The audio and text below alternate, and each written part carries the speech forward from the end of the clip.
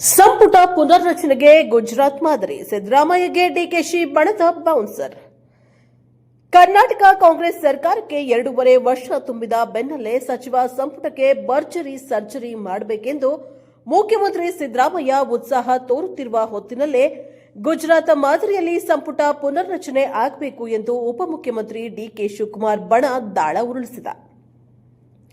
ಸಿದ್ದರಾಮಯ್ಯ ಅವರು ಇದೇ 15ರಂದು ದೆಹಲಿ ಪ್ರವಾಸ ಕೈಗೊಳ್ಳಲಿದ್ದಾರೆ. ಅವರು 2 ರಿಂದ 3 ದಿನ ಇಲ್ಲೇ ಇದ್ದು ಎಐಸಿಸಿ ಅಧ್ಯಕ್ಷ ಮಲ್ಲಿಕಾರ್ಜುನ್ ಖರ್ಗೆ, ವಿಪಕ್ಷ ನಾಯಕ ರಾಹುಲ್ ಗಾಂಧಿ ಹಾಗೂ ಪಕ್ಷದ ರಾಷ್ಟ್ರೀಯ ಪ್ರಧಾನ ಕಾರ್ಯದರ್ಶಿ ಕೆಸಿ ವೇಣುಗೋಪಾಲ್ ಅವರನ್ನ ಭೇಟಿ ಮಾಡಿ ಸಂಪುಟ ಪುನರ್ರಚನೆಗೆ ಒಪ್ಪಿಗೆ ಪಡೆಯುವ ಇರಾದೆಯಲ್ಲಿದ್ದಾರೆ.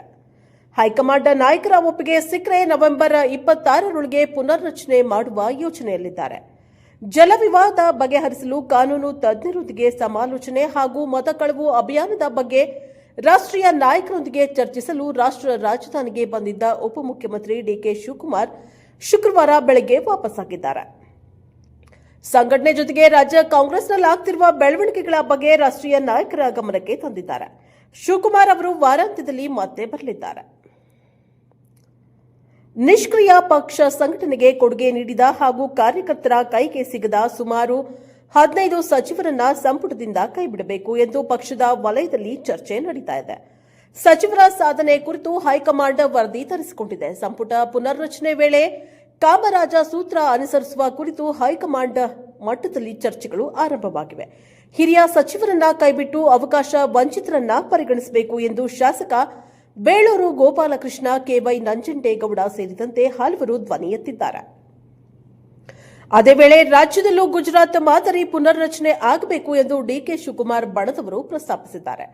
ಗುಜರಾತ್ ಮುಖ್ಯಮಂತ್ರಿ ಭೂಪೇಂದ್ರ ಪಟೇಲ್ ಅವರು ತಮ್ಮ ಸಂಪುಟದಲ್ಲಿ ಎಲ್ಲಾ 16 ಸಚಿವರಿಂದ ಕಳೆದ ತಿಂಗಳು ರಾಜೀನಾಮೆ ಪಡೆದಿದ್ದರು. ಸಂಪುಟ ವಿಸ್ತರಣೆ ವೇಳೆ ಹೊಸದಾಗಿ 19 ಶಾಸಕರಿಗೆ ಸಚಿವ ಸ್ಥಾನಕ್ಕೆ ರಾಜೀನಾಮೆ ನೀಡಿದ್ದ 16 ಜನರ ಪೈಕಿ 6 ಮಂದಿಯನ್ನಷ್ಟೇ ಸಂಪುಟದಲ್ಲಿ ಉಳಿಸಿಕೊಂಡಿದ್ದರು.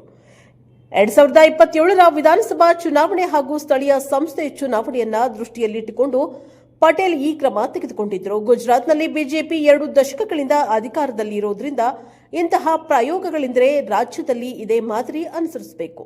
ಈ ವಿಷಯವನ್ನು ಹೈಕಮಾಂಡ್ಗೆ ಮನವರಿಕೆ ಮಾಡಿಕೊಡಲಾಗುವುದು ಎಂದು ಹಿರಿಯ ನಾಯಕರೊಬ್ಬರು ತಿಳಿಸಿದ್ದಾರೆ. ಮುಖ್ಯಮಂತ್ರಿ ಸಿದ್ದರಾಮಯ್ಯ ಹಾಗೂ ಉಪಮುಖ್ಯಮಂತ್ರಿ ಡಿಕೆ ಶಿವಕುಮಾರ್ ಹೊರತುಪಡಿಸಿ ಉಳಿದವರೆಲ್ಲ ತಮ್ಮ ಸ್ಥಾನಕ್ಕೆ ರಾಜೀನಾಮೆ ಸಲ್ಲಿಸಬೇಕು. ಸಾಧ್ಯವಾದಷ್ಟು ಹೊಸಬರಿಗೆ ಹಾಗೂ ಅವಕಾಶ ವಂಚಿತರಿಗೆ ಸ್ಥಾನವನ್ನ ಕಲ್ಪಿಸಬೇಕು. ಹಿರಿಯ ಸಚಿವರನ್ನ ಪಕ್ಷದ ಕೆಲಸಕ್ಕೆ ನಿಯೋಜಿಸಿ ಹೊಣೆ ನಿಗದಿಪಡಿಸಬೇಕು. ಆಗ ಸಂಪುಟದಲ್ಲಿ ಹೊಸತನ ಬರಲಿದೆ, ಪಕ್ಷ ಸಂಘಟನೆಗೂ ಅನುಕೂಲವಾಗಲಿದೆ ಎಂದು ಅವರು ಹೇಳಿದ್ದಾರೆ. ಕಂದಾಯ ಸಚಿವ ಕೃಷ್ಣ ಬೈರೇಗೌಡ ಸಚಿವ ಸ್ಥಾನ ತ್ಯಾಗದ ಮಾತುಗಳನ್ನಾಡಿದ್ದಾರೆ. ಉಳಿದ ಹಿರಿಯ ಸಚಿವರು ಅದೇ ರೀತಿಯ ಔದಾರ್ಯ ತೋರಲಿ, ನಮಗೂ ದಾರಿ ಮಾಡಿಕೊಡಲಿ ಎಂದು ಶಾಸಕರೊಬ್ಬರು ಒತ್ತಾಯಿಸಿದ್ದಾರೆ. ಕಾಂಗ್ರೆಸ್ ಅಧಿಕಾರಕ್ಕೆ ಬಂದಾಗಲೆಲ್ಲ ಕೆಲವು ನಾಯಕರು ಆಯಾ ಕಟ್ಟಿನ ಇಲಾಖೆಗಳ ಸಚಿವರಾಗ್ತಾ ಇದ್ದಾರೆ. ಪಕ್ಷ ಸಂಘಟನೆಗೆ ಅವರಿಂದ ಭಾರಿ ಕೊಡುಗೆಯೇನೂ ಸಿಗ್ತಾ ಇಲ್ಲ, ಅಂತಹವರಿಗೆ ಕೊಕ್ಕ ನೀಡಬೇಕು ಎಂದು ಬೇಡಿಕೆಯನ್ನ ಡಿಕೆಶಿ ಬಣ ಮುಂದಿಟ್ಟಿದೆ.